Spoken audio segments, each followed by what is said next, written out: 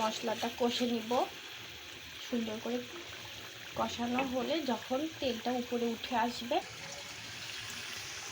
দেখেন অলরেডি তেলটা উপরে উঠে আসছে, তেলটা উপরে উঠে আসছে।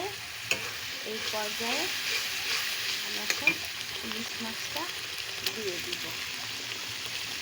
তারপরে দেখেন কত সুন্দর কালার আসছে। মেডিনেট করে রাখছিলাম,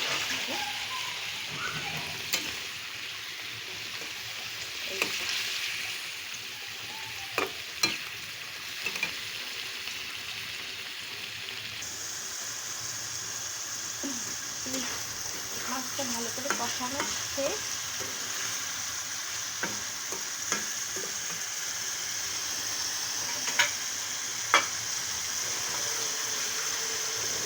এখন একটু পানি দিয়ে দিব, পানি দিয়ে ঢাকনাটা ঢেকে দেব।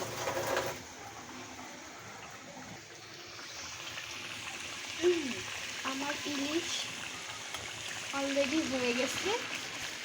এই পর্যায়ে কিন্তু এখন কিন্তু বেশি নাড়াচাড়া করা যাবে না, নাড়াচাড়া করলে ভেঙে যাবে। তাই কারণে এরকম করে নাড়তে, এরকম করে ঝাঁকাতে হবে। আর আমি এটা দিয়ে ভাপা খিচুড়ি করব, তার জন্য ঝোলটা আরও কমে নেব। তার জন্য আগে এটা রান্না করে নিলাম।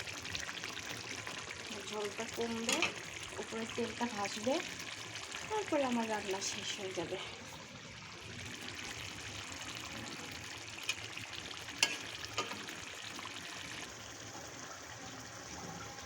আমার সরিষা ইলিশ রেডি।